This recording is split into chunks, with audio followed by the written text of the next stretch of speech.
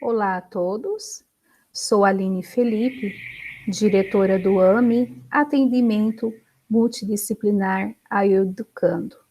Venho aqui então agradecer à Secretaria de Educação por essa oportunidade de participarmos dessas formações com temas riquíssimos em que várias pessoas se dedicaram, estudaram e apresentaram para a gente temas importantes e que fazem diferença no nosso dia a dia enquanto pessoa e enquanto educador. Sou professora há 19 anos da rede municipal, estou terminando o meu mestrado, também na área, minha pesquisa é na área da educação especial. E hoje, então, venho trazer o tema como enriquecer o nosso cérebro, né? Eu vou apresentar aqui a tela.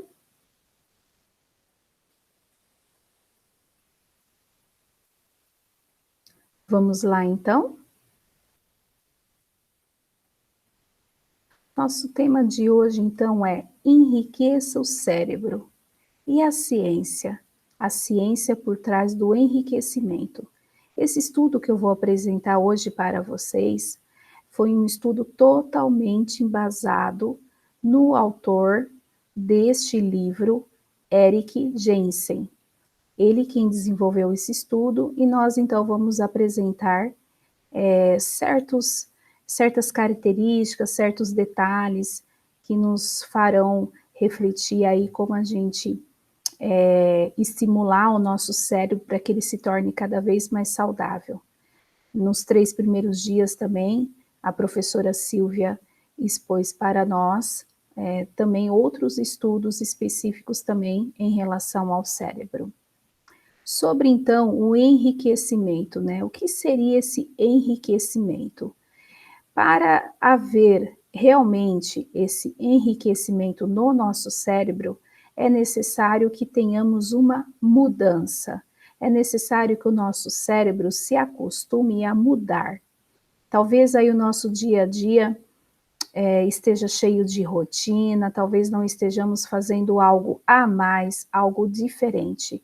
E estejamos não aproveitando o nosso cérebro em toda a capacidade que ele pode nos permitir fazer, sermos, enfim. Então, hoje nós vamos ver sobre isso. É uma resposta biológica positiva no ambiente de contraste, no qual mudanças mensuráveis, sinergéticas e globais ocorrem. Ou seja, após a mudança vem o enriquecimento. Nada mais é importante no campo da pesquisa, no campo da ciência, do que o enriquecimento, do que a lei do contraste. Sem uma diferença mensurável a partir de um parâmetro, o enriquecimento não ocorre.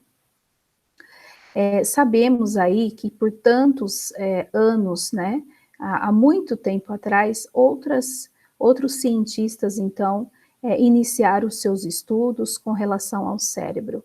E eu achei, assim, muito importante trazer quais eram estas pessoas, os seus nomes e quais as descobertas que eles foram fazendo. Bom, começamos aí com o canadense Donald Hebb. Ele percebeu que o cérebro se modifica por causa do ambiente. Mark Rosen, Edward Bennett e David Crete apontaram diferença nas substâncias químicas cerebrais dos ratos. Né? Nós sabemos que há algum tempo atrás, muitas pesquisas também feitas com relação ao cérebro, ao comportamento humano, eram feitos realmente com os camundongos em laboratórios, devido à semelhança aos seres humanos. Então, vocês vão ver na apresentação de hoje que muitas pesquisas foram pautadas nessa observação, nessa pesquisa direta feita aos ratinhos, né, aos camundongos. Marianne Diamond, então, criou padrões de protocolos científicos de enriquecimento ainda em uso. Pesquisou-se também que um ambiente exterior mais complexo, agitado, altera fisicamente a estrutura física do cérebro.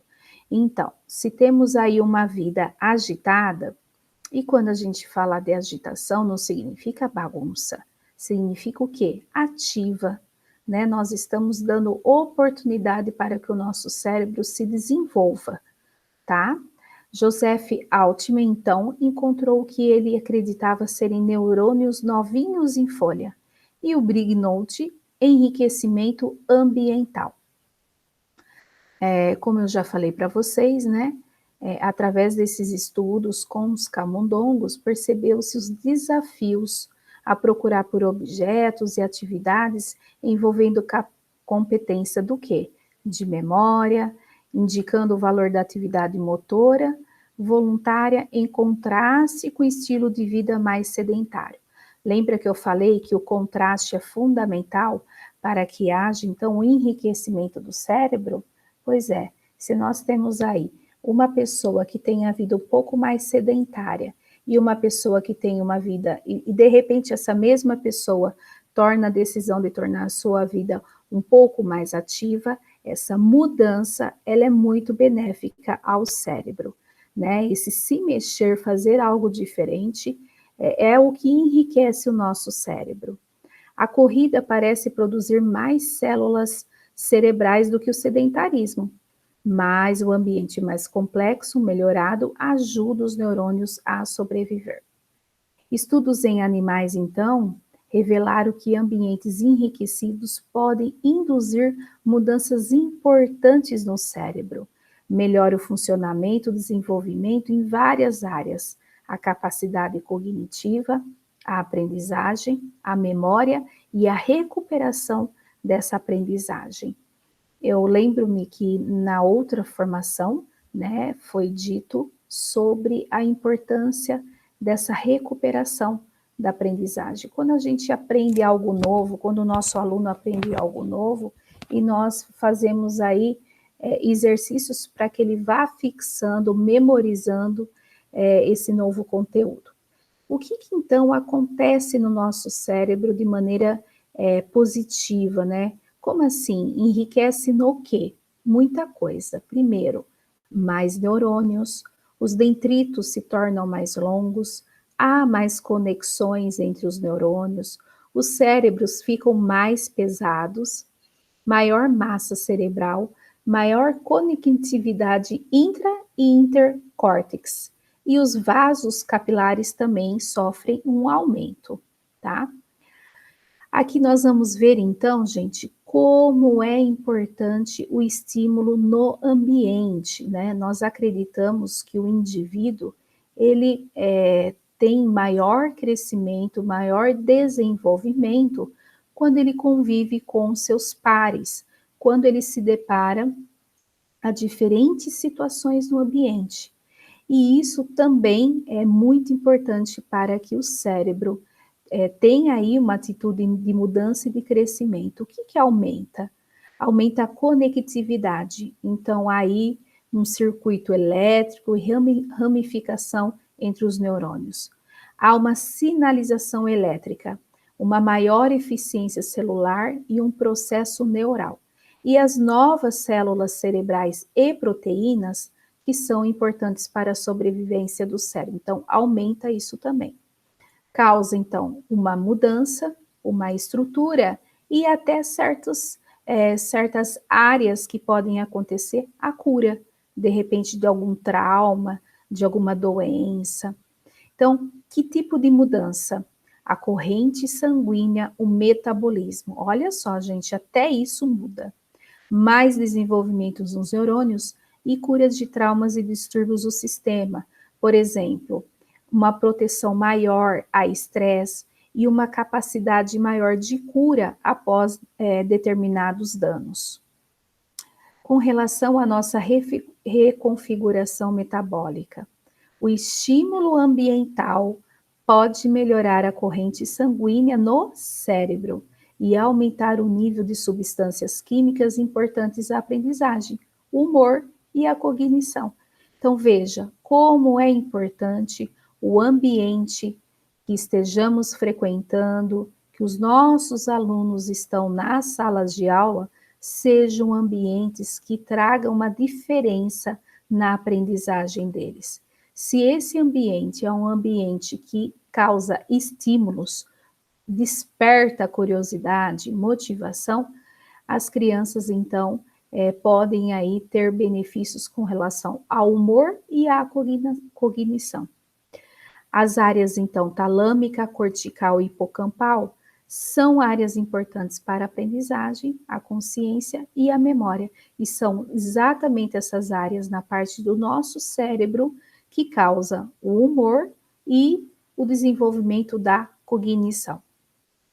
Outra área importante são os neurotransmissores. Vocês já ouviram falar muitas vezes essas palavras, substâncias químicas como a serotonina e a dopamina. Essenciais para quê? Para a aprendizagem, para o humor, a comunicação no cérebro e a memória. Vamos ver também sobre as estruturas anatômicas aprimoradas e o aumento na conectividade entre os neurônios. O enriquecimento envolve mudanças físicas no cérebro, aumenta o sistema vascular e o nível de oxigênio para os neurônios. Há fases de desenvolvimento em que o mesmo estímulo produz resultados diferentes. Após estímulos frequentes, os neurônios se modificam e se tornam mais capazes em responder a estímulos. O que significa esse slide? Que toda e qualquer criança é capaz de aprender, tá? Ai, Aline, mas eu ensino e ele não corresponde, né? Ou através da oralidade, ou através da escrita, parece que eu estou falando sozinha, parece que nada está acontecendo. Não, não é em vão. Com certeza, as conexões importantes neuronais estão acontecendo. Talvez, naquele momento, ainda o aluno não tenha externado para nós. Ou talvez a aprendizagem ainda é mínima, né? A gente acredita muito na plasticidade cerebral, no poder do cérebro. Nós sabemos sim que a criança pode ir melhorando, pode ir aprendendo no seu dia a dia. Curas de traumas e transtornos do sistema. Muitos estudos nos animais, né, em animais, aqueles camundongos, sugerem que os efeitos do enriquecimento podem influenciar na cura de quê? Distúrbios genéticos, traumas e deficiências. Casos de exposição a chumbo e a substâncias tóxicas, ferimentos debilitantes na cabeça, alcoolismo, infarto a indivíduos expostos a condições de enriquecimento possuem mais imunidade e se recuperam mais rapidamente a ferimentos. Então, esses estudos nos mostram que indicam que talvez sejamos capazes de auxiliar no progresso de aprendizes com déficit de aprendizagem e necessidades especiais por meio de programas de enriquecimento. Fatores que podem contribuir, então, nesse contraste, nessa mudança, né, nessa ruptura sempre do mesmo ensino, dos mesmos costumes, né? Então, quais são aí os pontos importantes para que o cérebro se enriqueça? As atividades físicas, né? E vocês tiveram na apresentação anterior muito bem falado sobre a importância, e a atividade física pode ser aí qualquer atividade física que não tenhamos feito ainda, né? Talvez uma simples caminhada, exercícios mais assim específicos, de acordo com os gostos de cada um, mas é fundamental algum tipo de atividade física, né? A gente percebe a mudança no nosso metabolismo, a gente percebe a mudança no nosso humor e principalmente a oxigenação que vai acontecer no nosso cérebro. Logo, vamos nos tornar pessoas mais atentas, mais felizes, né? Então, por isso que é importante a atividade física, que é o contraste do quê? O contraste é ser passivo. Aprendizados novos, desafiadores e significativos, que é o contrário do que a gente já sabe. Praxis cognitivo, complexidade coerente, que traz aí então contraste ao tédio e ao caos. O estresse controlado é contrário a condições estressantes. E quando a gente fala de estresse, O estresse, ele é próprio de cada um. Talvez o que para mim seja algo que traga um certo estresse, para você não.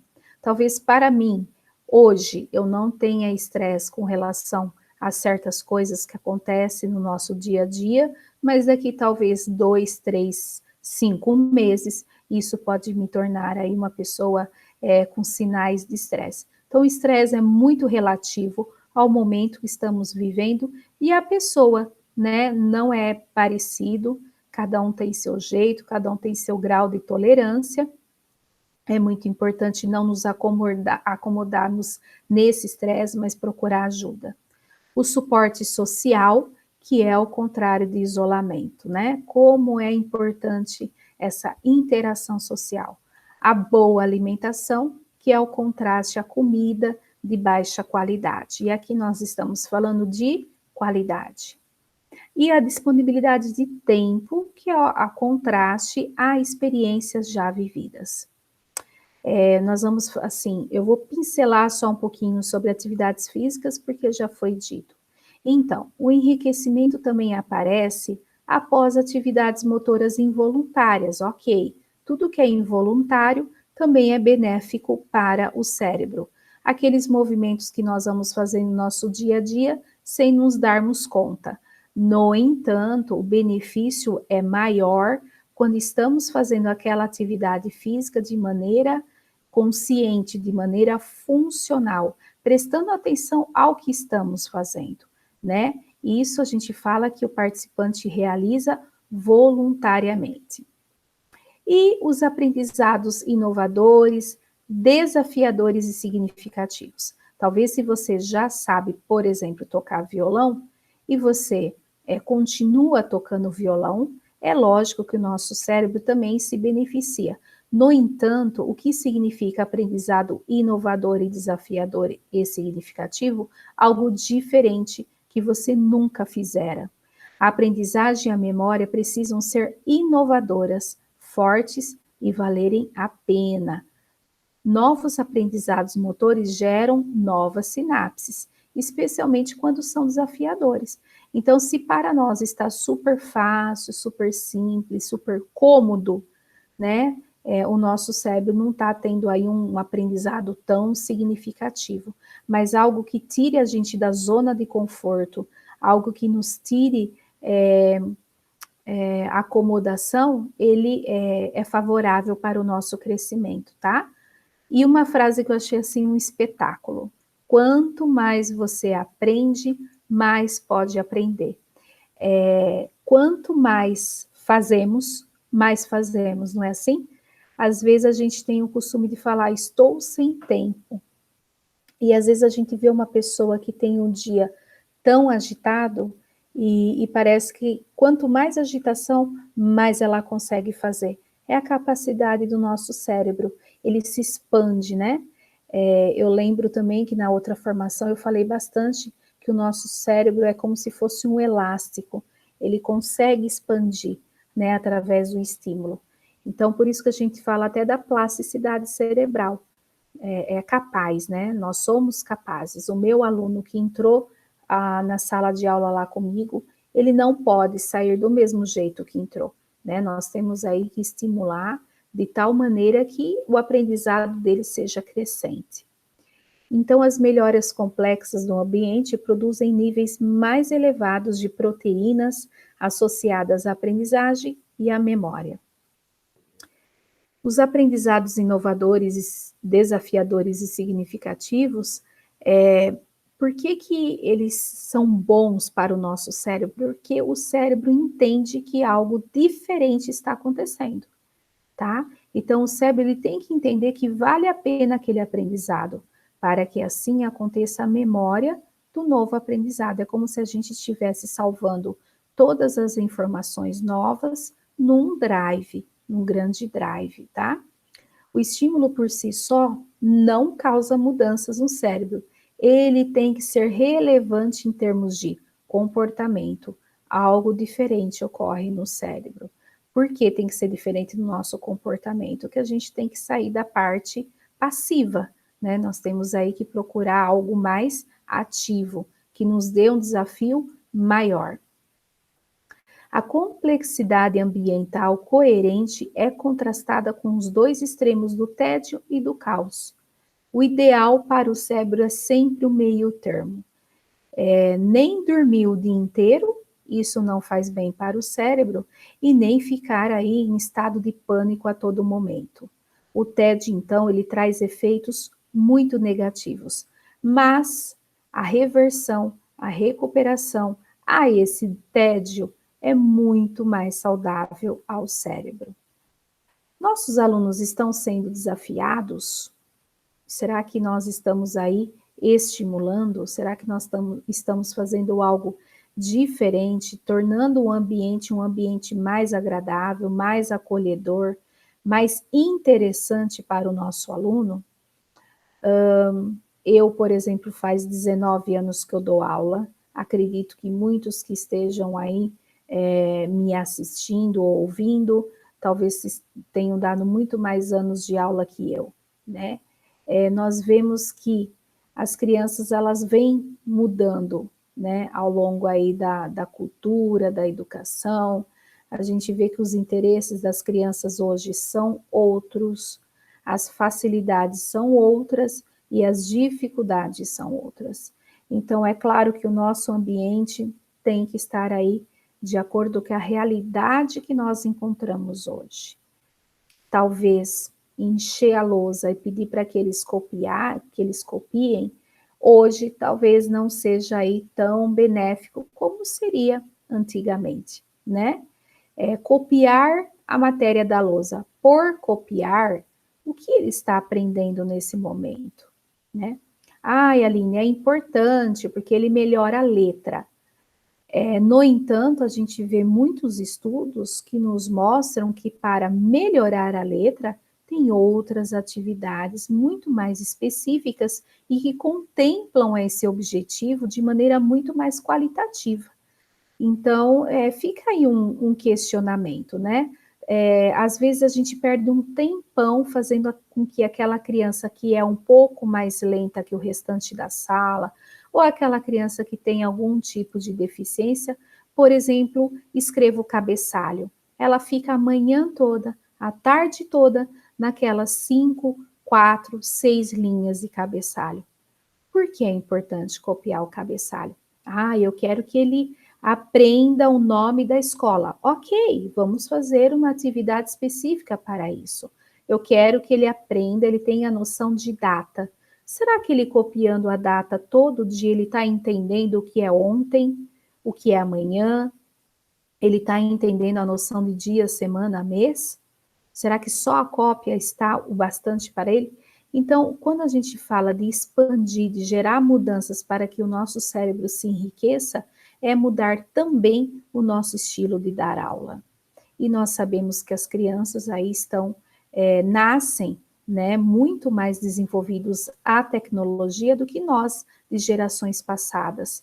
É fato, já nascem aí com muito mais facilidade e muito interesse. Então, as nossas aulas têm que se tornar muito mais dinâmica. É lógico que não necessariamente a gente fala, nossa, eu tenho que ter recursos tecnológicos de primeiro mundo. Não. Se a nossa aula for interessante, for dinâmica, se a gente achar outros recursos que também interessem essa criança, essa aula também pode ser rica, ok? Aprendizes que enfrentavam mais desafios e maior complexidade no espaço acadêmico geravam uma quantidade maior de detritos e conectividade, né? Então, a gente sabe que quanto mais a gente estuda, mais a gente vê que precisa estudar mais, né? Isso também vale para as crianças, né? Quanto mais a gente avança na aprendizagem, mais a gente sabe a importância de continuar avançando. Quanto maior a complexidade, maior complexidade na estrutura do cérebro.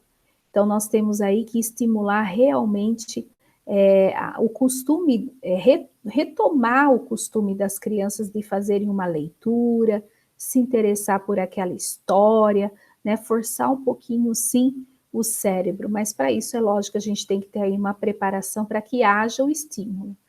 Os ambientes agitados traz benefícios ao cérebro.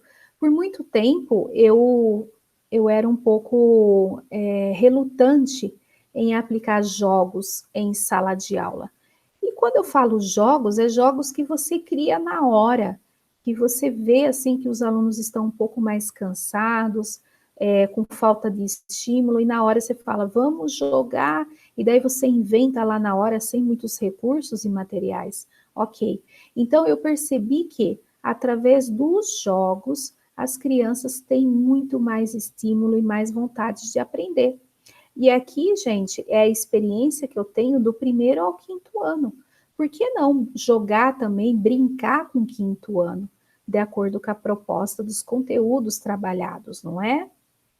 Isso é tornar um ambiente mais agitado, mais dinâmico, não significa bagunça, né? Os trabalhos em grupo também são muito importantes para o desenvolvimento dessa criança.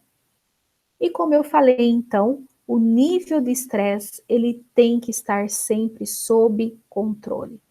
Epa, quando a gente percebe que algo está nos estressando, nós temos aí que ter alguma mudança para que isso não se torne cada vez mais negativo e comprometer então a nossa felicidade, o nosso humor e também no nosso aluno. Será que o nosso aluno está estressado? Será que ele chega estressado por N motivos que ele passou no percurso até chegar até a escola, o convívio familiar? Será que a quantidade de conteúdo que eu estou depositando no meu aluno está causando estresse? Né? Então, vale a pena a gente estar pensando. O estresse em excesso se trata de um fator destrutivo, né? Tudo que nós construímos aí com relação à aprendizagem, o estresse ele pode ser um fator importante para que se perca aí muitos ganhos que nós tivemos. Atrapalha e destrói o quê? A cognição, a saúde, né? A gente vê, às vezes, quando a gente percebe que está estressada ou não, talvez dê aí uma reação alérgica, ou a gente adoece, ou a gente tem aí outros fatores, dores musculares, tantas outras coisas, né? Pode desenvolver, de repente, alguma cãibra, tantas características que o nosso corpo pede socorro.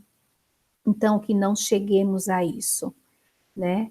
As condições sociais também podem ser afetadas devido ao estresse, a nossa neurogênese, né? Toda a nossa formação, nosso corpo como um fator assim total mesmo, a expressão gênica e outros fatores.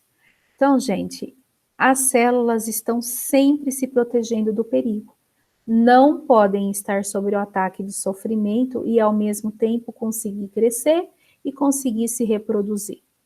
O estresse pode causar danos de longa duração para os sistemas de adaptação no cérebro. O sofrimento reduz o número de neurônios que o cérebro gera diariamente.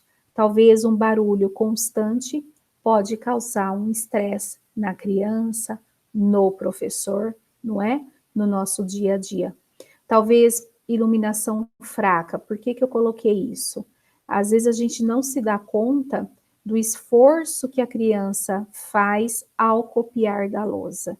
Se a iluminação não está ok, né, ele coloca aí toda a sua força para conseguir enxergar. Então, isso também é um fator importante, ele causa muito estresse na criança, esse não conseguir copiar. E pode ser aí outros fatores também, né? Talvez essa criança tenha baixa visão, né? Ela tenha dificuldade. Você fala, nossa, a criança é tão inteligente, lê, escreve, só que quando ele está olhando na lousa e vai copiar no caderno, erra tudo, né? A gente também tem que pensar, será que ele tem aí essa deficiência de baixa visão? Será que eu tenho que encostar um pouco mais as cortinas? Escrever com uma caneta mais forte? Tudo isso também pode causar estresse à criança. O suporte com relação a agrupamento social. Esse também é um fator muito importante para o enriquecimento cerebral. A criança que não interage e fica sempre perto da mãe, que é criado pela avó, que não sai de casa, que não passeia, que não vai para um parque, que não vai para um shopping, é uma criança aí com um pouco mais de dificuldade até para se desenvolver na aprendizagem, na cognição, né? Aquela criança que tem a vida um pouco mais ativa, aquela criança que brinca na rua, que não tem problema em se virar, né? Esses sim se beneficiam muito mais. Estudos, então, com os roedores que criados em isolamento demonstram um crescimento no nível de ansiedade, neofobia e um desempenho mais fraco em atividades de aprendizagem e a memória espacial. Estamos, então, passando por essas consequências, não é? Esse isolamento que nós estamos ainda passando do convívio social, ele então está afetando algumas partes do ser humano.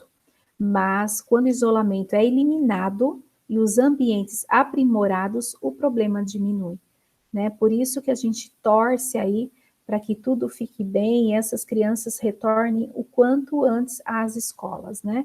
A frequência assídua, né? Porque eles estão tendo aí muitas perdas no seu desenvolvimento intelectual, emocional e social.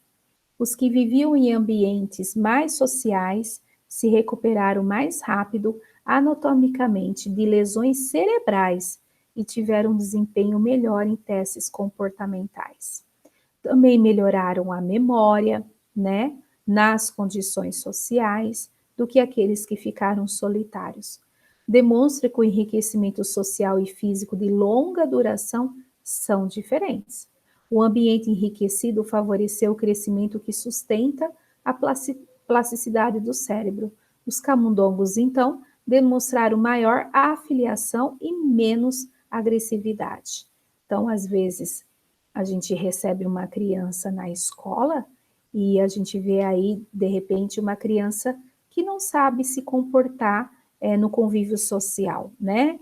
Que não sabe como se dirigir à cantina, como brincar com os colegas, talvez seja uma criança tímida, talvez seja uma criança bruta, talvez seja uma criança que não tem iniciativa. E aí, às vezes, a gente fala assim, nossa, Aline, acho que ele tem autismo.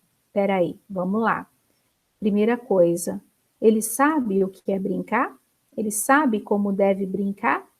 Né? Como que é o dia a dia dessa criança? Será que ele já teve oportunidades de interação social? Né? Às vezes a gente acha absurdo, mas talvez tenham sim aí crianças que sejam muito protegidas por suas mães. As mães, os pais fazem por elas. Elas não têm aquela autonomia. Aí parece que a criança é paradona, não tem iniciativa, mas a gente também tem que entender como é a criação dessa criança e não achar logo que essa criança, por exemplo, apresente autismo, né? E muitos autistas também, talvez não apresentem essa dificuldade social, porque talvez sejam muito mais estimulados do que uma criança que não apresente autismo.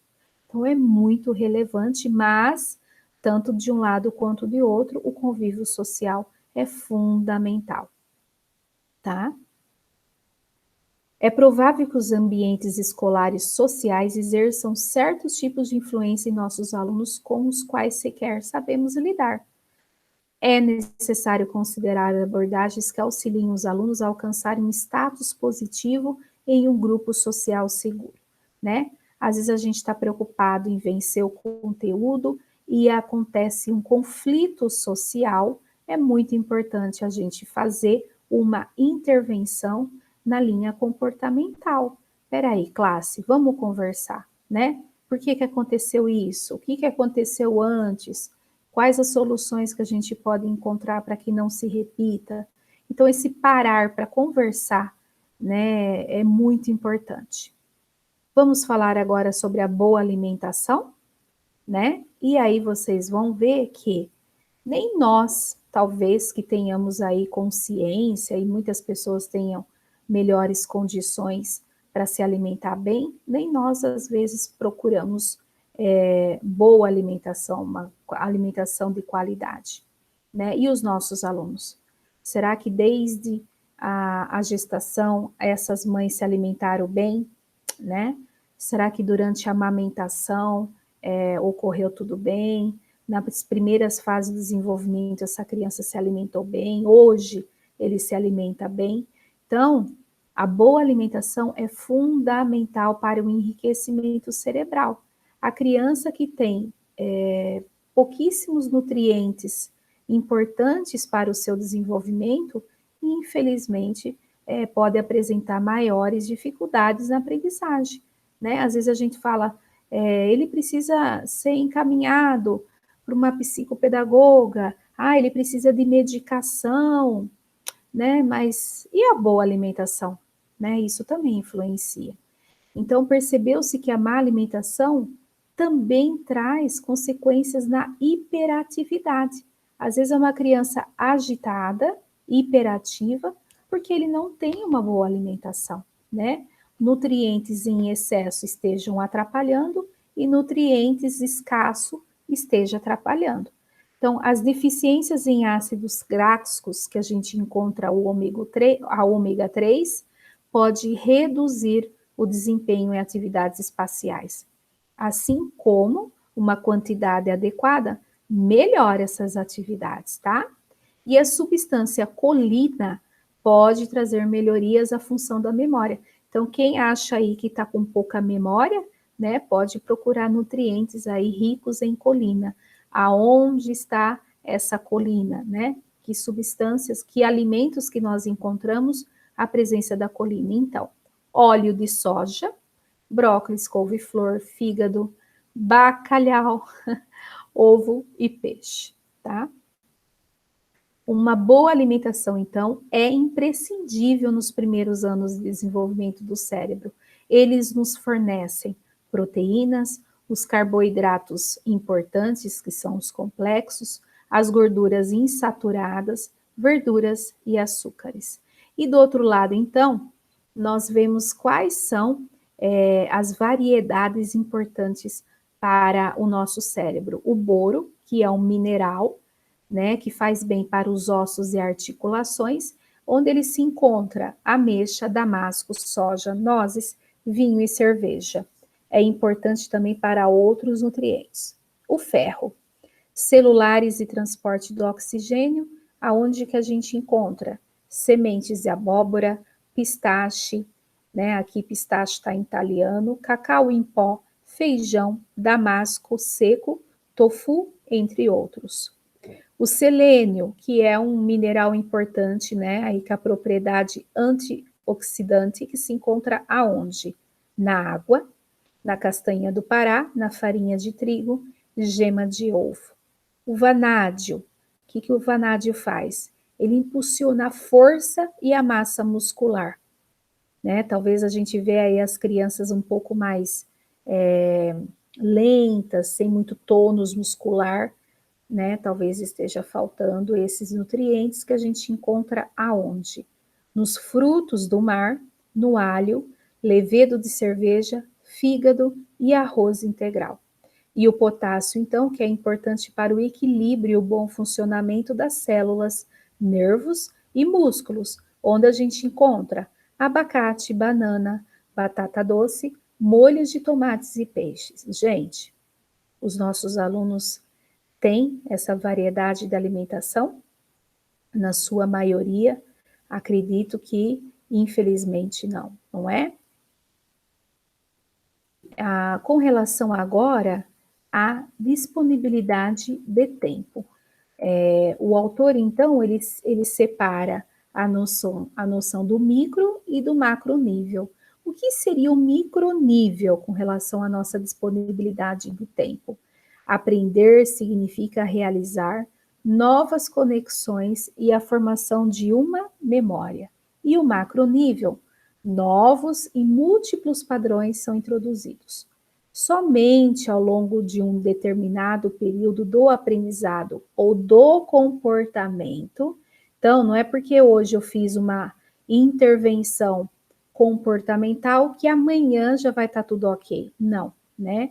Tem que ter aí uma periodicidade, tem que ser um pouco mais rigoroso, todo dia trabalhar o comportamento até essa criança entender.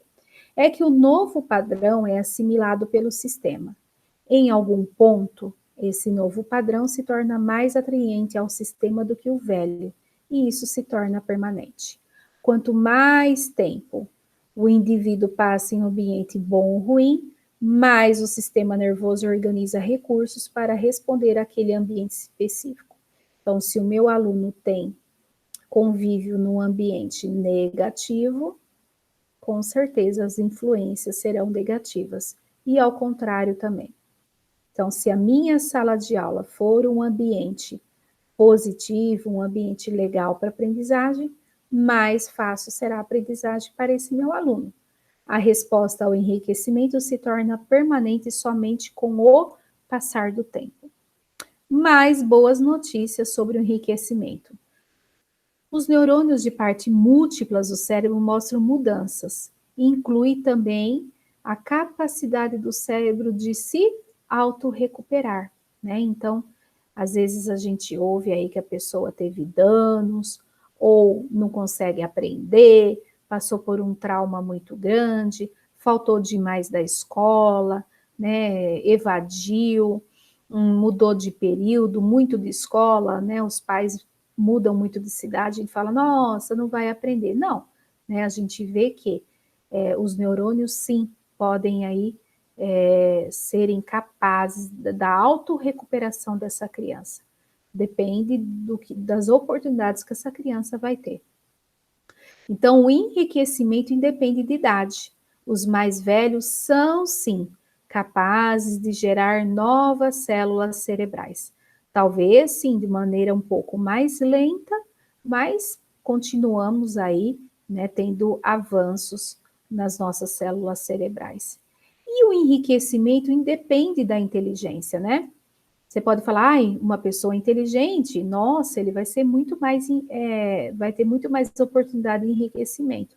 Depende. Se ele não tiver esse contraste, se ele não tiver essa mudança, se ele não tiver procura pelo tal enriquecimento, talvez não aconteça. Então, descobrir que o enriquecimento induz a recuperação significativa de deficiências cerebrais em camundongos com deficiências cerebrais geneticamente induzidas. E em estudos com crianças de alto risco, também verificamos uma resposta de longa duração ao enriquecimento. Então, o que significa mudar o ambiente? Um ambiente mais desafiador, inovador e complexo. Complexo com relação à qualidade, né? A um repertório maior. O resultado da mudança ambiental positiva é o enriquecimento. É aí, né, a comparação do macro para o microprocesso. O macroprocesso diz respeito ao longo do tempo, semanas, meses e anos. E o microprocesso é questão de horas ou dias, mas pode ser repetido ao longo aí do tempo, tá? Por exemplo, aulas de música. Mudando o cérebro através da aprendizagem à memória, reparação e renovação nos casos de ferimentos, deficiências ou outros transtornos cerebrais, e a resposta do enriquecimento é o resultado de um ambiente de contraste positivo. A habilidade de mudar o cérebro pode ocorrer devido à neuroplasticidade. Quando necessário, o cérebro pode se modificar deliberadamente, melhorando o cérebro para aprendizagem de competências. Então, aqui é o nosso último slide, né? Quais são as variáveis para o sucesso da aprendizagem com relação às competências, né? Isso vai muito de encontro ao que vocês viram nos 3 primeiros dias de formação e que vocês verão amanhã também, né? Isso vamos pensar para nós e vamos pensar também para os nossos alunos. Prestar atenção às atividades, isso faz com que a gente tenha um pouco mais de sucesso na aprendizagem, na competência. Então, né, se concentrar para prestar atenção. E quando a gente vê aquele aluno que não está olhando para nós, que não está sentado, é lógico que a atenção dele aí não é tão boa, né? É preciso que esse aluno preste atenção para que a aprendizagem aconteça. O que eu tenho que fazer para ele prestar atenção, né? Controlar o nível de estresse, muito importante, né? Então, se a gente acha aí que a gente está com um grau alto de estresse, fazer algo para ter mudanças, positivas, né? Não esperar piorar. As atividades devem ser coerentes e significativas. Então, foi aquilo que eu já falei. Se copiar o cabeçalho tiver coerência e for significativo para o aluno, ele vai estar aprendendo alguma coisa. Agora, se eu só coloquei o cabeçalho lá só para passar o tempo, né, só para eu poder sentar e fazer a chamada, por exemplo, talvez essa aprendizagem aí não esteja tão significativa para o aluno, mas eu posso, de repente, tornar o cabeçalho algo muito legal, trabalhar de outras maneiras com os nossos alunos de maneira criativa. Eu dei um exemplo bem simples, acredito que vocês estejam generalizando aí também com relação a outros vícios que às vezes a gente tinha, mas é importante a gente começar a refletir o que realmente está coerente para o meu aluno e o que realmente está significativo, né? A gente fala assim, nossa, o conteúdo de História, Geografia e Ciências é muito comprido. Sim, o que eu posso fazer para resumir? Né? O que eu posso fazer para facilitar o entendimento do meu aluno? Tem 5 páginas, eu vou ler de cabo a rabo, eu vou dar 10 questões para eles procurarem a resposta, ou eu posso, de repente, dividir eles por grupos, orientar cada grupo, ou fazer outras maneiras, né? Então, é isso que eu falo, tem que ser significativo e tem que ser coerente. E sempre prezarmos pela qualidade. Às vezes, uma aula por semana de geografia é muito mais qualitativa do que, de repente, a gente ficar aí 3 aulas por semana. Prática massiva. Então, vamos nos lembrar que existem certos exercícios, certas práticas que é um processo de aprendizagem, né? Contínuo, né? Sempre com aqueles exercícios. Por exemplo, as crianças, se eu quero que eles aprendam multiplicação, é lógico que eu vou ter que dar aí vários exercícios até que ele entenda o sentido do que é multiplicar. Não algo meramente mecânico, mas para dar sentido a isso. Então, de 60 a 90 minutos, normalmente a criança pode estar centrada naquele conteúdo e repetir possivelmente aí de 3 a 5 vezes por semana. E isso pensando na prática massiva para que haja sucesso na aprendizagem e nas competências. Avaliação controlada do aluno. O autor nos traz que o ideal seria adequar a cada um dos indivíduos. Se somos diferentes, se aprendemos diferentes, talvez a avaliação fosse importante também ser diferente, né? Se eu acho que aquele aluno ele se dá melhor oralmente, podemos fazer a maior parte da avaliação no oral, né? E assim por diante. Então, olhar para cada aluno. Se é um aluno com deficiência, eu só vou poder dar uma avaliação para ele do que eu ensinei. Eu ensinei algo diferente para ele? Ele aprendeu? Né? Eu fui clara com os meus objetivos e aprendizagem? Né? Não posso dar a mesma avaliação para esse meu aluno, porque eu tinha que ter ensinado ele de maneira que facilitasse a aprendizagem dele.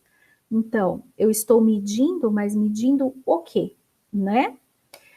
E a repetição da tarefa precisam ser reforçadas e fortalecidas ou se deteriorarão. Né? Então, mesma coisa, por exemplo, quando você aprende a falar inglês, se nós não exercitarmos, uma hora ou outra a gente vai começar a esquecer. Então, muito importante repetir as tarefas. E o descanso fundamental de uma noite, né? Eu brincava bastante com os meus alunos, falava para eles sobre a higiene do sono, né? Eles adoravam ouvir quando eu falava justamente esse assunto, né? Como melhorar a aprendizagem, né? Como tornar o nosso cérebro mais capaz para se desenvolver, né? E como é importante o dormir, a higiene do sono, né?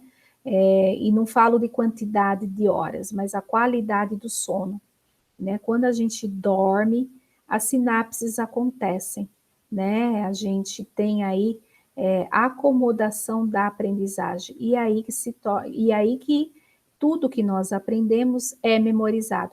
Por isso que quando a gente vai pedir para que os nossos alunos estudem para uma prova, a gente tem que explicar para eles justamente isso. E se a gente estudar um pouquinho na segunda, um pouquinho na terça, um pouquinho na quarta, um pouquinho na quinta, né, essa aprendizagem ela vai ficar para sempre. Agora, aquele aluno que estuda um dia só, chega lá na prova, pum, faz a prova, pronto, acabou. Depois de algum tempo, se você pedir para que ele fale o mesmo conteúdo, ele não vai lembrar. Essa aprendizagem, ela é significativa, né? Então, eu falava sempre isso para os meus alunos, estuda um pouquinho por dia, vocês vão ver como que a aprendizagem vai se consolidar e a memória vai acontecer. E eles começaram, né? Eu tive uma sala aí muito boa, né? Em 2019, e eu percebi que eles começaram a melhorar e até questionei algumas crianças. Falei assim, você está estudando um pouquinho por dia? Sim, professora. Eu falei assim, eu notei a diferença. Isso fez com que outros alunos também começassem a ter esse costume de estudar um pouquinho por dia, né? Por quê? Porque durante o sono é que acontecem as sinapses, né?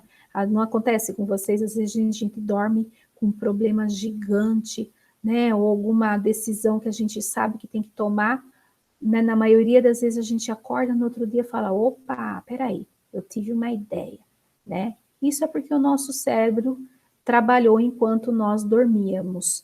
Outra coisa importante, gente, não está aqui no conteúdo, mas outros estudos que nós fazemos, a gente vai aprendendo. A luminosidade do celular, a luminosidade de um computador antes de dormir atrapalha o nosso cérebro descansar.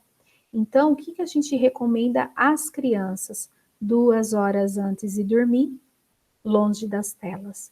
Ai, Aline, você está falando um absurdo, né? Imagina. Imagina que os nossos alunos conseguiriam fazer isso porque a mãe deixa, porque nananana. Bom, isso é o que as pesquisas nos mostram, né? Talvez se consigamos fazer isso com os nossos filhos ou com a gente mesmo, né? É muito importante. Mesmo que a gente deita lá na cama, olha lá no celular, vai, nananana. Aí, não, Aline, mas eu consigo, eu deito assim, ó, e já durmo, tá? Mas o nosso cérebro não desliga como deveria estar desligando. Por isso que a gente fala higiene do sono, né? É como se o cérebro tivesse jogando fora tudo que não serviu naquele dia, resgatando o que é importante. Por isso que é importante a gente prestar atenção como estamos indo dormir, como está sendo esse sono, tá? O sono, então, é o ingrediente necessário para a transferência da memória de curta duração para aí se tornar uma memória de longa duração, tá bom? E aqui eu coloquei, então, uma imagem, né, um cérebro aí super colorido. Todos somos capazes de aprender, uns têm facilidades no esporte, outros têm facilidade na música. Se nós temos facilidades específicas, as aprendizagens também acontecem de maneira específica e as nossas avaliações também devem respeitar essa especificidade. Bom, então, agradeço aí a atenção de todos. O começo dessa apresentação foi um pouco mais teórico, porque eu tive que ser fiel, né, às palavras, à própria pesquisa, ao próprio estudo que o autor fez, tá? Espero aí ter contribuído com práticas, né, e alguns exemplos, que às vezes para nós é óbvio, mas é sempre bom a gente estar lembrando. Então, fico por aqui. Muito obrigada pela sua atenção e amanhã tem mais. Tchau, gente. Até mais.